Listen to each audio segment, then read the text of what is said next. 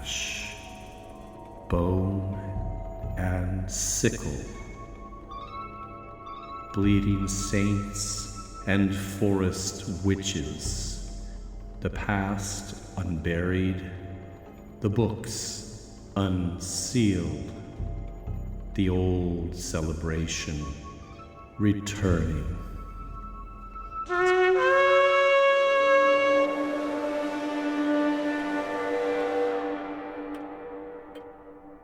Hello, and welcome to my study. Please come in and have a seat. All the books surrounding you are those used to research our show, and the individual to my right here, along with managing domestic duties, serves as our reader for any passages that will be directly quoted from these sources. Her name is Mrs. Carswell. Hello.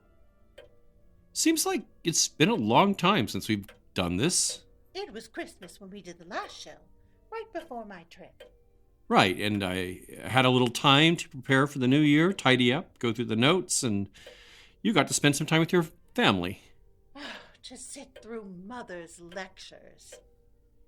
Couldn't have been all that bad.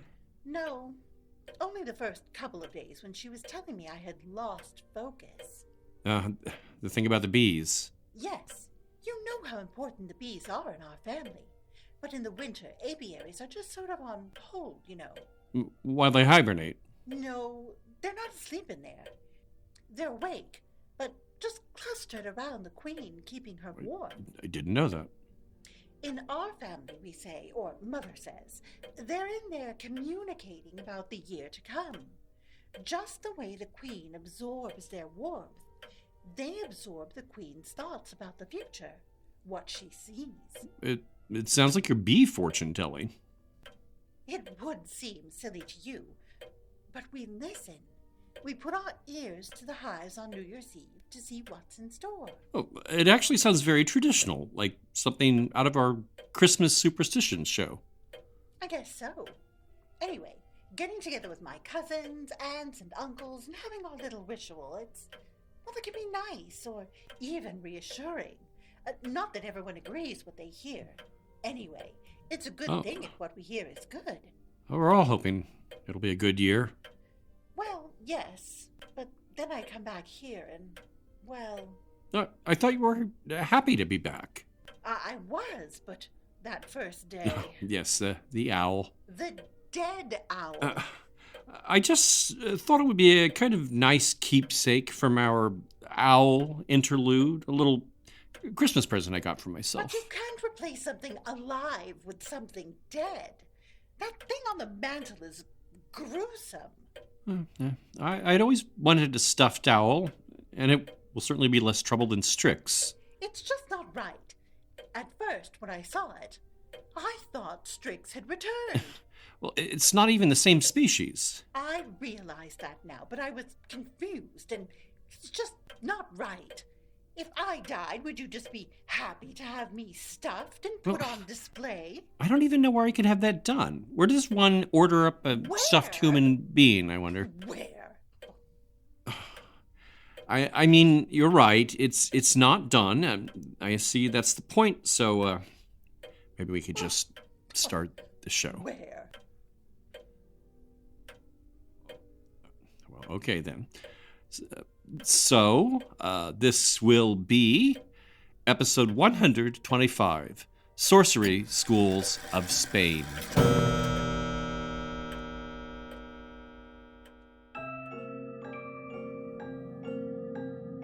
I am your host, Al Ridenour, and this show, Bone and Sickle, examines the intertwining of horror and folklore in a historical context. I started the show as a way to further explore this area of intersection after writing my book, The Krampus and the Old Dark Christmas, and will have a related volume out at the start of next year. Bone and Sickle only exists thanks to the generosity of our Patreon donors who choose from a tantalizing array of monthly rewards, including shirts, mugs, dusty old things from the library shelves here, and access to monthly bonus episodes. And I'll have more on all that at the end of our show.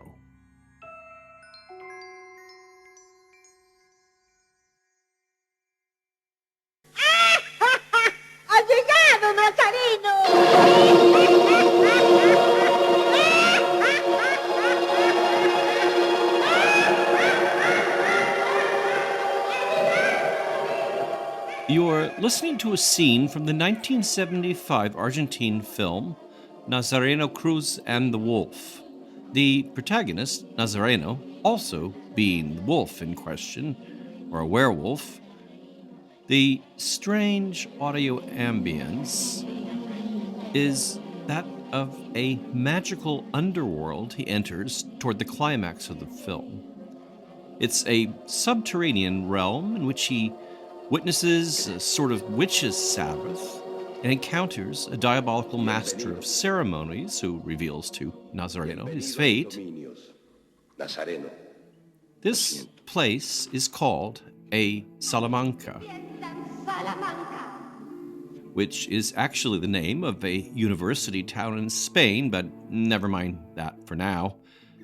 In Latin America, this city's name came to designate any subterranean cave where witches were believed to hold their revels or were instructed by the devil.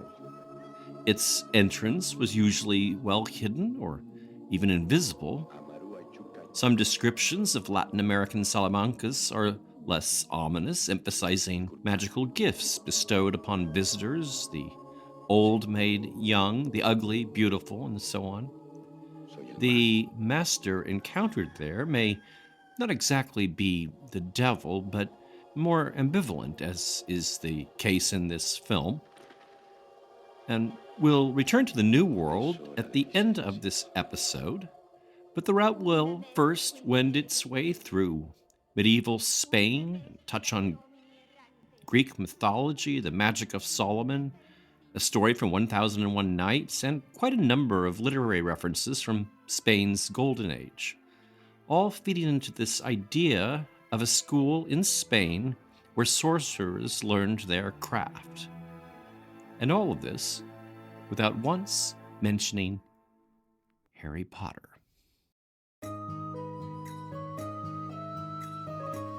Magic was long associated with other schools of advanced study. Throughout the centuries, when Aristotle defined the natural sciences, astrology was inseparable from astronomy, and chemistry still in its alchemical phase, scholars were often imagined to be dabbling in the occult arts. As these studies moved from monasteries to universities in the Middle Ages, some of those early centers of learning were suspected of hosting necromancers. For instance, the Italian schools of Padua and Bologna, or in France, in Orléans and Paris. But more than any of these, it was the ancient school of Salamanca in Spain that had the worldwide reputation as a center of the black arts, and this had earlier belonged to the Spanish city of Toledo, to the south. Still further south, the cities of Sevilla and Cordoba were occasionally named as homes to necromancers, the last two significantly being in Andalusia, or Andalusia, or Al-Andalus, as it was called by the medieval Moors who ruled the entirety of Spain and Portugal for 8 centuries. The Muslim conquest of the Iberian Peninsula, beginning in 711, is central to our story, as it brought to European universities previously unknown Arabic sciences and mathematics, discoveries represented in volumes filled with strange calligraphy, figures, and charts readily passing for magical texts. The same might be said of the early Kabbalistic studies vigorously pursued throughout the 12th and 13th century in the thriving Jewish quarter of Toledo. This unique synergy between the Catholic and classical heritage of Spain's Christians, the Kabbalistic, Solomonic, or purportedly Egyptian magic of the Jews, and the metaphysical and scientific systems of its Muslim population, was responsible for the country's centuries-long reputation as the center of European magic, both black and white. As the Moorish hold on Spain fell apart, the northern region of Castile rose to prominence, and its former Visigoth capital once again became the Spanish center of power, and remained so until the throne was moved to Madrid in 1561. In the 12th century, scholars from the Moorish cities of Cordoba and Granada, along with those of other European capitals, were drawn to Toledo thanks to its famous school of translators specializing in Arabic, Greek, and Hebrew texts. This scholarly renaissance naturally was associated with the occult studies, so much so that throughout Spain, Portugal, and France, magic came to be called. The Toledan art. Literary references highlighting this prominence began to appear in the 13th century. One example occurs in the biography of a particularly interesting character, a French pirate and mercenary of the 12th century, known as Eustace the Monk. While he was an actual historic figure, he's remembered more for the flamboyant adventures attributed to him in a biography written between 1221 and 1284 by an unnamed poet from Picardy. While his early manhood was spent at a Benedictine monastery, news of his father's murder caused the young monk to abandon his devotional studies and pursue a bloody course of vengeance, one which involved black magic. Soon after leaving the monastery, The devil taught him to read the scratches on a sword, to turn the sorter backwards, to find lost objects by dividing the bumps and lines in the shoulder of a sacrifice sheep, or by peering into a basin of water. He learned how to bewitch both men and women, to cause nuns to fart in a cloister, and to take on the form of a chimera. that Eustace is said to have studied Beneath the ground. is significant, as the school of magic, being underground in a sort of crypt or cave, is essential to the legend we'll be looking at, not only in Toledo, but also later in Salamanca. The underground location appears again in a 1335 collection of stories known as the Tales of Count Lucanor, written by Juan Manuel, Prince of Vienna. It's a collection of stories, often retold from other sources, including Arabic folk tales and Aesop's fables. Similar to the latter, each story comes with a moral to be drawn at the end of the tale. One of these is entitled, What Happened Between a Deacon from Santiago and Don Ian, the Grand Master of Toledo. The story aims to teach a lesson about ingratitude, but what matters for our purpose is the deacon's visit to Toledo to seek out a famous necromancer, and in particular, the repetition of the subterranean theme. After the author describes the introductions, he mentions that the deacon and magician Went in by a very well-carved stone staircase, and went down so low that it seemed that the lunatics had to pass over them. At the end of the staircase, they found a very wide room, as well as a very decorated room, where the books were and the study room in which they would stay. In this magic chamber, the deacon experiences a vision showing him how his scheme for social climbing is bound to fail.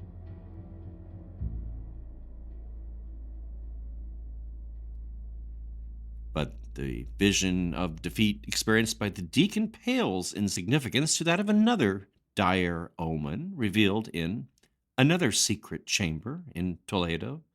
Not a cave this time, but in a padlocked treasure chamber. While there's no magician attached here to this prophecy, there is, in a later iteration at least, an artifact belonging to King Solomon, a progenitor of Western magic. It's also the earliest story we'll discuss, one first presented by the Moorish writer Ibn Habib in a history of Andalusia written in the early 9th century. As such, it would influence later Toledan tales of underground chambers with magical associations. The prophecy in this case tells of the defeat of the Visigoth King Roderick, Spain's last Christian ruler before the centuries of Moorish rule. Ibn Habib's tale evolved into a slightly different version told by the Persian historian Ahmad al-Razi in his Reports on the Kings of Andalus, and also ended up in 1001 Nights. In this story, Roderick, driven by a stubborn curiosity and against the urgent pleas of his advisors, decides to open a mysterious locked structure, described variously as a house, a tower, or an enchanted palace. The tradition associated with this building is that each ruler in turn would place an additional padlock, so that by Roderick's time there were 25 or 27, but instead of doing this, he has them removed. A 17th century version of the tale by the Algerian writer Ahmad al-Makari describes two significant finds, a magnificent table and a mysterious urn.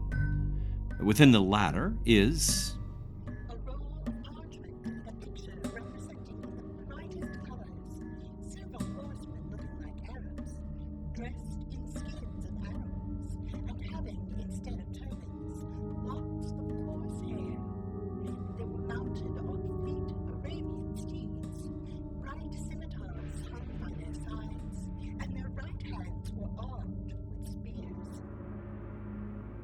Roderick ordered his attendants to unroll the parchment, when lo, what did he see but the following inscription written in large letters? Whenever this silence is violated, and the spell contained in this urn broken, the people painted on this urn shall invade Andalus, and subdue the whole country.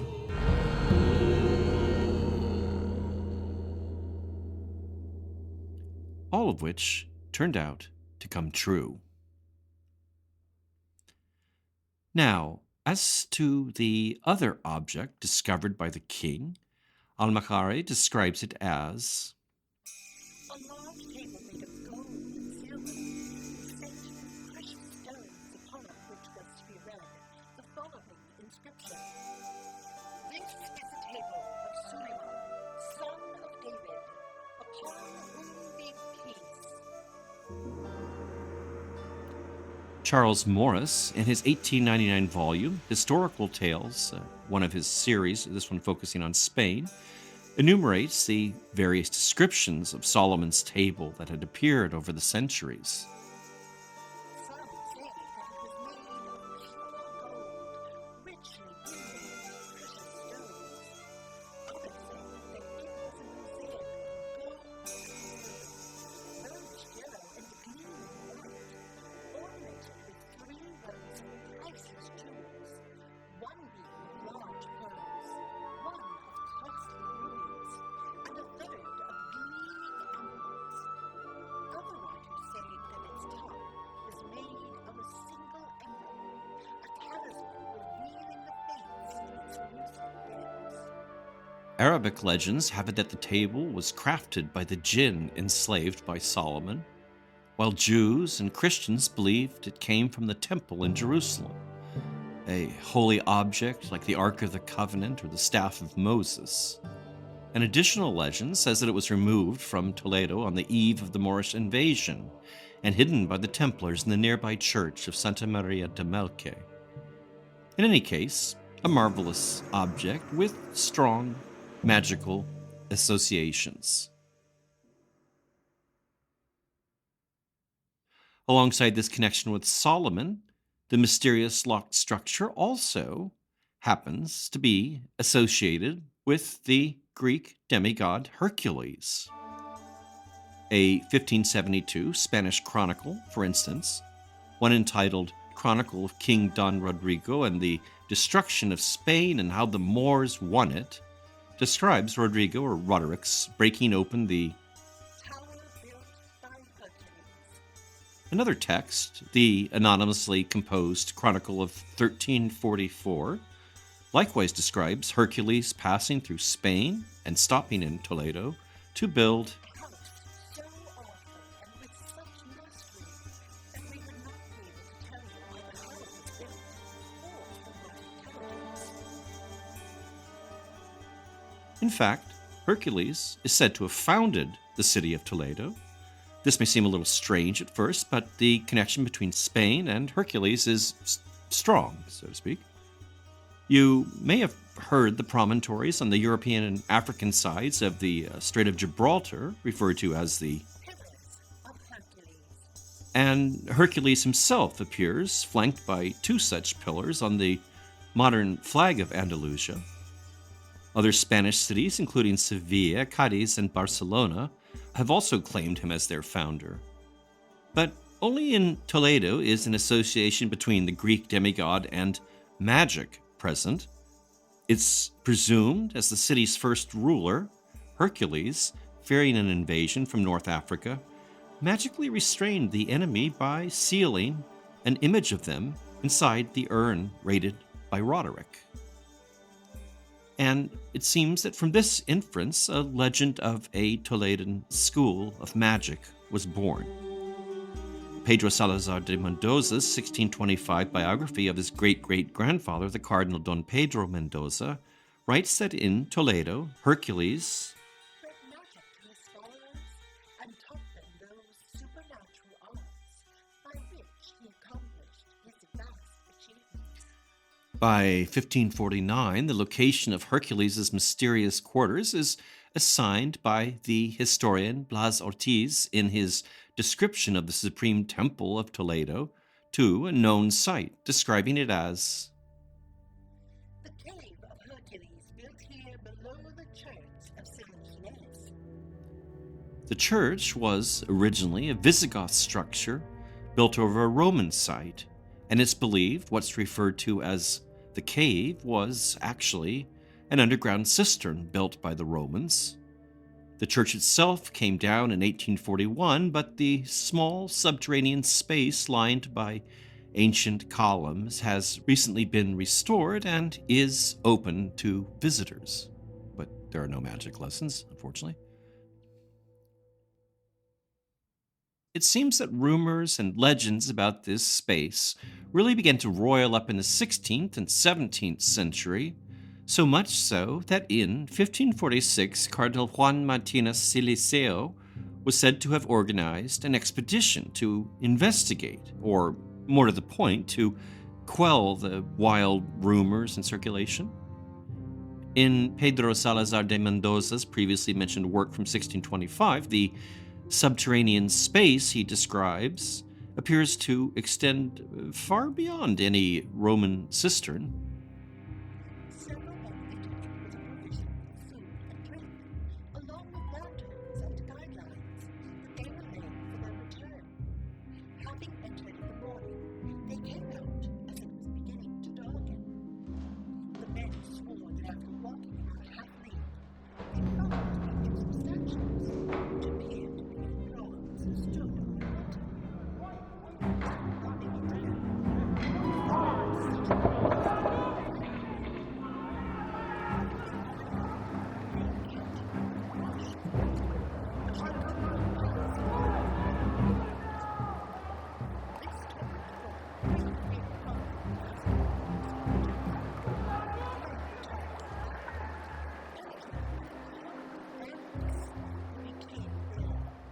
almost all of them died.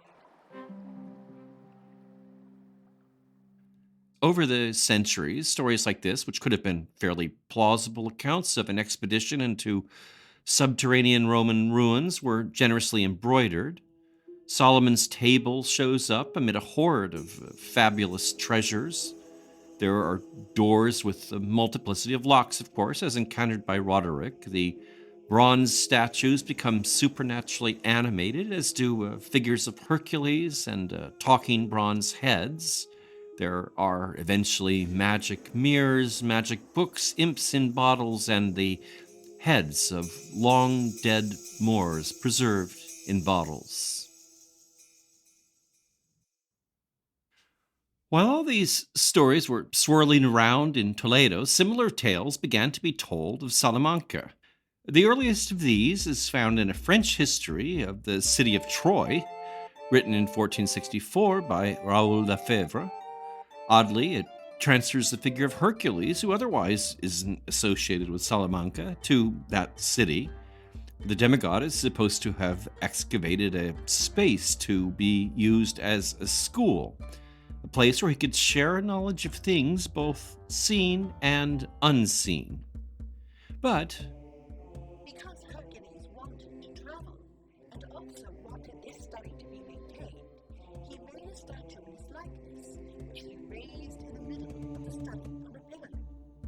students could then direct their questions to this magical figure, which Responded and taught the students just as Hercules would have done in person. the site of this secretive subterranean school is again strangely said to be associated with a Christian site, the Church of Saint Cyprian or San Cipriano. At least this is the place most often suggested as the school's location. The Jesuit Martin del Rio, associated with the area of the Netherlands and ruled by the Spanish, had attended university in Salamanca, and around 1600 remarked upon the location in one of the 6 volumes of his series, Magical Investigations, calling it a Nefarious gymnasium. gymnasium, here used in the Old Dutch or German sense, meaning a secondary school. He'd had the spot pointed out to him in his university days and described it as a Very deep vault. further remarking that the extremely Catholic Queen Isabella, who'd learned of the secret school, Had ordered it to be blocked up with cement and stones. which, if true, would have had to happen before her death in 1504, and then at an unknown point later in that century, the above-ground structure fell into ruin or was demolished or somehow destroyed, leaving only this somewhat subterranean space, which is often identified as the church's crypt, though it's a bit of a misnomer as it was clearly not a burial site. It was actually used as a sacristy, that is a place to store and prepare properties and vestments used in the Mass. And I say somewhat subterranean, as the room would appear to be at street level from one side, but as the church was built into a hillside, it would have been accessed from above from the other side by descending stairs, making it seem more like a vault or crypt. Today, the wall which enhanced that illusion has fallen away, and the room is, in fact, open to the street. Not quite what you'd expect. With time, the stories told about the sort of magic taught in the school changed. No longer based in ancient classical, Jewish, or Arabic sources, Salamanca's later stories were told in an era where magic had become associated with Christianity's devil. This period corresponds with the beginning of the witch trials and the Inquisition, which, coincidentally or not, was centered in Castile, the region in which both Salamanca and Toledo are to be found. The teacher in this school is now a diabolical figure, perhaps a scholar of the university who's delved into the forbidden arts, aided by the devil, or perhaps the devil himself, or one of his demons, often Asmodeus, a favorite figure in Spanish lore. Occasionally, it's a demon presenting himself in the form of a sacristan, that is, the attendant responsible for the properties of the sacristy. The sacristan would usually be a young man who might also be a student of the university. Francisco de Torreblanca, in his 1678 volume on magic, gives this figure a name, Clemente Potosi, one that continued to circulate in later accounts. And this character is given a curious Enlightenment spin around 1750 by the writer Benito Feijó y Montenegro in his erudite and curious letters, in which he skeptically reimagines the sacristan not as in league with the devil, but as a trickster, passing off a bit of stage magic as supernatural in order to earn a few coins from young people he entertains in the sacristy. Well, it's impossible to know how seriously legends of a devilish underground school were taken by the common people. The notion clearly fascinated writers and dramatists of the era, It was a favorite theatrical subject during the golden age of Spanish literature, with nearly a dozen plays composed upon the topic, many treating it comedically. Miguel Cervantes of Don Quixote fame, for instance, has a character cynically spin tales of the magic school as a way of extracting himself from a difficult situation in a one-act comedy called The Cave of Salamanca. A favorite character in the Salamanca plays is the Marqués de Villena. He's based on an actual 15th century nobleman, Enrique de Villena, or Enrique of Aragon, a theologian and scholar of wide-ranging interests who became associated with sorcery in the public mind. His case is typical of those mentioned at the start of the show, as it was not only his writings on astrology and alchemy that raised suspicion, but even his concern with mathematics. A 1425 treatise on the evil eye played a particularly large role in all this, and upon his death, the king ordered Vienna's library searched for questionable material, and many books ended up in a public bonfire, which strengthened this nefarious reputation. Villena appears, for instance, as the protagonist of a 1645 comedy by Francisco de Rojas Soria called What the Marqués de Villena Wanted to See. Set in Salamanca, of course, it portrays Villena as a carefree student interested chiefly in chasing girls and magic. The latter he learns in the famous cave from a devilish magician by the name of Fileno. Spying on girls and assessing his chances with them is facilitated by a magic mirror owned by Fileno. Already in 1628, the legend had made its way to the Americas, as evidenced by Mexican playwright Juan Ruiz de Alarcon's comedy The Cave of Salamanca, in which Villena figures as a student magician under the instruction of a French necromancer named Enrico. As with Soria's play, in which Fileno causes all the stage scenery to fly away at one point, Alarcon inserts magic scenes which must have provided some entertaining onstage moments. There is a talking bronze head, a woman transformed into a lion, and a man into a bronze statue. Food turns to coal, and there's a severed head of an executed prisoner, which briefly speaks before bursting into flames. One of the motifs found in Alarcon's play and many other Salamanca stories involves the students of the magic school being admitted into the cave in groups of 7, not all of whom emerge again. The devil, after all, must receive some sort of payment for his instruction, which is often provided in the form of the soul of one of the 7 chosen by lot among the students. This sacrifice is often said to take place after a 7-year period of study. And yes, I'm aware of a similar legend that was current in Transylvania when Bram Stoker was writing Dracula, but that's for another show. But back to Salamanca, there's also a less dramatic version of this contract with the students, which has the diabolical magician simply imprisoning one of their number as a sort of ransom until payment is rendered by the other students. In Alarcon's comedy, Villena is the prisoner and detained in a large urn, or at least until he escapes, after which the magician demands not financial reimbursement, but Villena's soul. He escapes again, however, body and soul, outwitting the devil, who manages only to seize his shadow.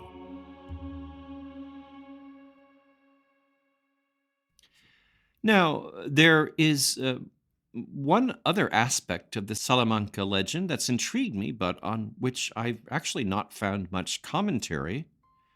The church under which the school is supposed to be found, if you'll recall, was dedicated to Saint Cyprian, which strikes me as significant and I think will be of interest. Cyprian of Antioch, sometimes called Cyprian the Magician, has strong occult associations throughout the Catholic world, but especially in Spanish and Portuguese-speaking regions.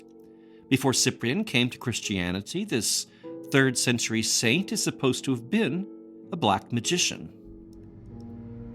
Butler's Lives of the Saints, the classic 18th century collection of hagiographies, describes Cyprian before his conversion, leaving his home in Asia Minor and traveling to Athens, Mount Olympus in Macedonia, Argos, Phrygia, Memphis in Egypt, Chaldea, and the Indies, places at that time famous for superstition and magical arts.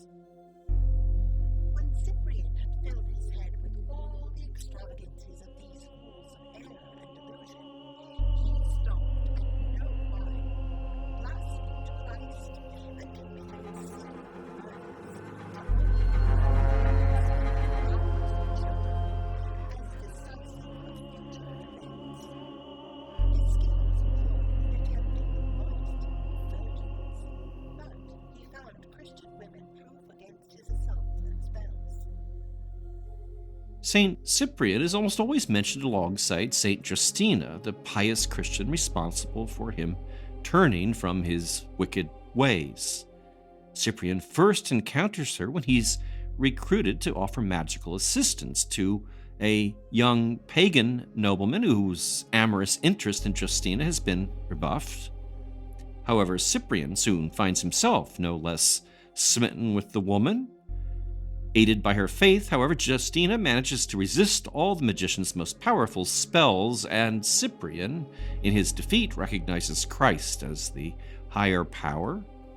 After submitting himself to the church, he becomes a deacon, priest, and finally a bishop, while Justina founds a convent, and both are eventually decapitated in the persecution of Diocletian.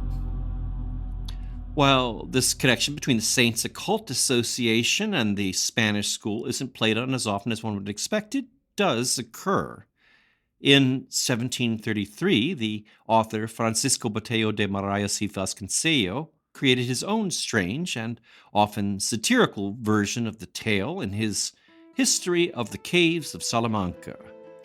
It's an expansive 6-volume story in which he dubs the site of the school The old cave of the necromancers, the cave of Saint Cyprian. Cyprian himself figures into the tale in his pre-conversion mode as a master magician of the cave. The Marqués de Villena and King Roderick are also in there too, as is the 7-student, 7-year, 1-soul payment motif. Also thrown in is another popular character borrowed from a 15th century tale set in Salamanca, Mother Celestina. She first appears in a 1499 novel by Fernando de Rojas, the tragicomedy of Callisto and Melibea, usually just called La Celestina after its most popular character. While in the novel by de Rojas, Celestina is presented as a procurer famous for her love potions.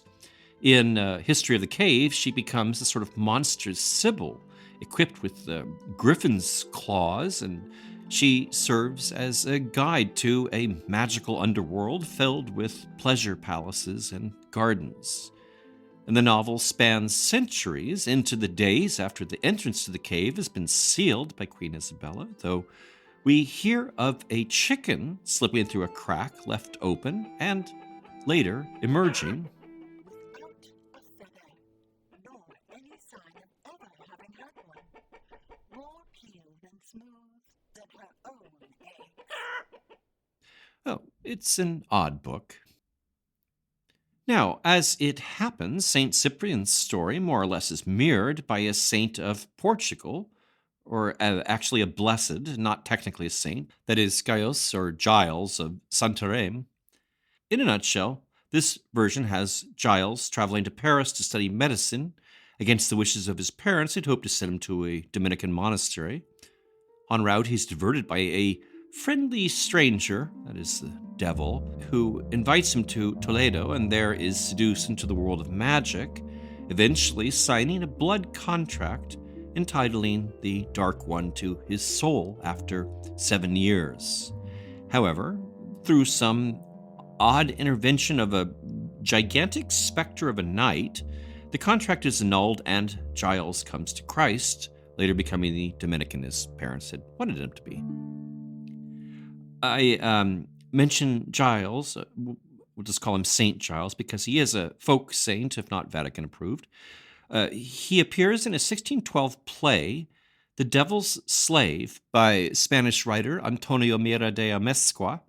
It's a comedy belonging to the peculiar Spanish genre known as Comedia de Santos, or Comedy of Saints. While you may not immediately associate saints and comedy, this was a popular genre in 17th and 18th century Spain, focusing less on the post-conversion character than the wacky hijinks of the sinner and the associated miracles which provided entertaining stage effects. The Devil's Slave has the pre-conversion Giles hired to magically procure a woman for a rejected suitor, and like Cyprian, Giles himself falls in love with the woman. Then, what you'd expect, sinful hilarity ensues, Giles turns from evil, and the devil disappears in a puff of smoke.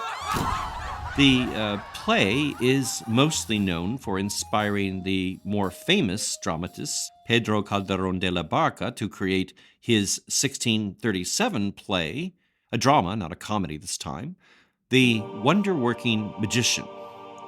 In this case, it is Cyprian who studies magic in a cave with the devil, his ultimate goal being to obtain the love of Justina, of course. The Lord, however, protects Justina from the devil's machinations, and all Satan is able to summon is a ghost resembling Justina. When Cyprian finally embraces her, he finds he is holding a skeleton, inspiring him to reject the devil and turn to Christ.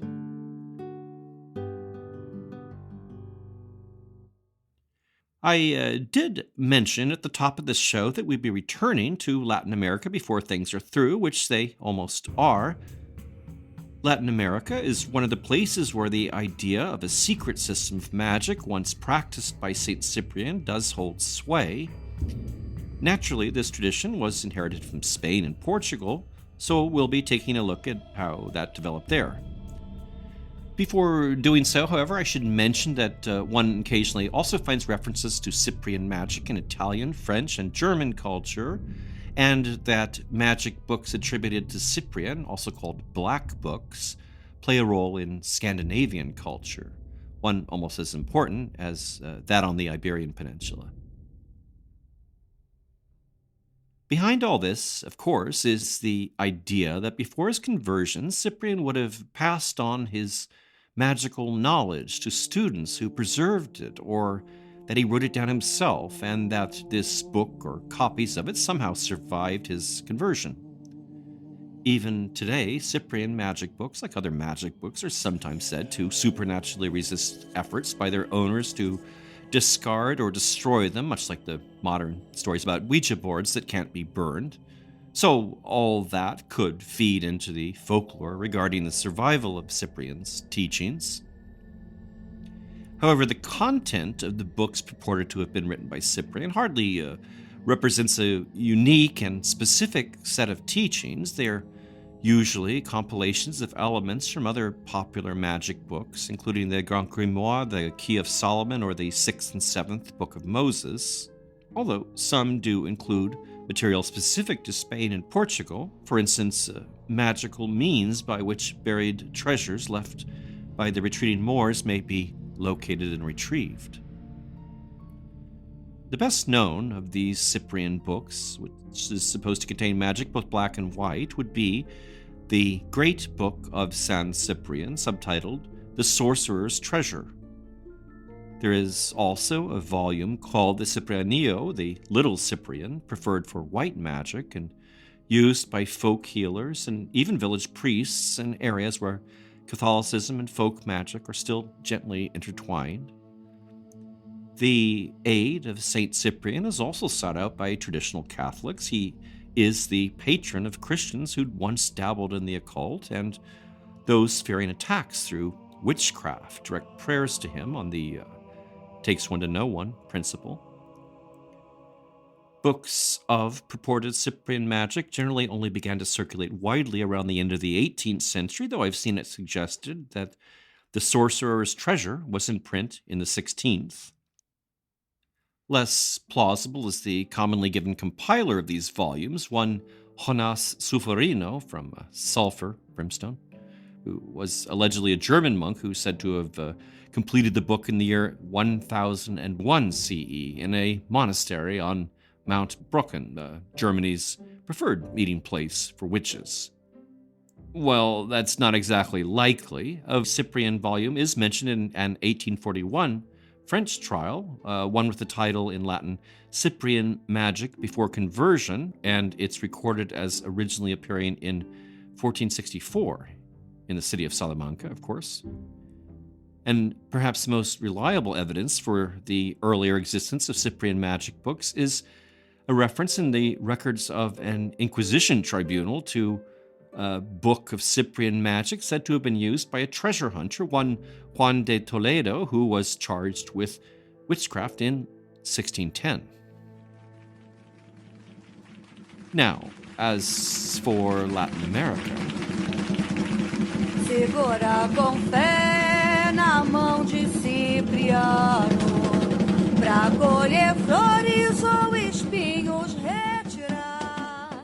what you're hearing is the sound of Brazilian rites dedicated to a form of Saint Cyprian the Magician, which evolved out of the syncretic religions of that country, those combining West and Central African practices and beliefs with those of Europe, namely those of Catholicism, folk magic, and 19th century Spiritism, a sort of reincarnation-oriented take on spiritualism. The term macumba was originally used to describe this fusion, but more recently that's been used more exclusively for European elements, while Umbanda and more recently Kimbanda have been differentiated as the separate religions, preserving more African elements. And it's in this strain that Saint Cyprian has percolated down here, emerging back up as Pai Cipriano, Papa Cyprian of the Souls, or São Sorpiano de Pretos Veos, pardon my Portuguese, that is Saint Cyprian of the Old Blacks, or an embodiment of the departed African ancestors. It's a long, strange trip for a 3rd century magician from Asia Minor. O vovô Cipriano não deixa ninguém me derrubar, pra livrar uma olhada ele me deu pato. And in case all of this talk of sorcery has left you a bit uneasy, I'm going to mix in and close out with a purpose-made protective prayer from the YouTube channel Oraciones a Santos. This one, entitled in Spanish, translates as a very strong prayer to Saint Cyprian to reverse damage, hexes, curses, and witchcraft. Todo animal rabioso y venenoso, líbrame de la mala lengua, de algún malqueriente mío, líbrame del maleficio y ensalmos malignos, de las envidias y males de ojo, de hechizos y brujerías enviados. Dirígeme con toda felicidad y seguridad en mis viajes. Aclárame el camino. Aleja de mí los peligros y malhechores. También de toda tentación de mis enemigos, ocultos y visibles.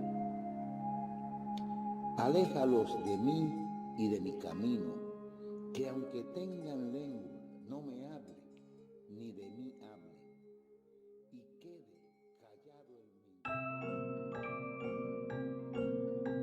I hope everyone's been enjoying our show, and if you are, we'd appreciate it if you would leave us a review, as did these helpful souls, Fleester55 and Drea Perk Vader. Or even better, join us on Patreon as a supporter. Among the many reward tiers available, a monthly pledge of $2 provides you immediate access to hundreds of posts on our show blog, in which I share curious tidbits from history, folklore, and films, all related to our general subject matter or the recent episode. Donating a mere $4 or more monthly brings you an extra episode every month, somewhat shorter than the public shows, but still lavishly and melodramatically soundscaped.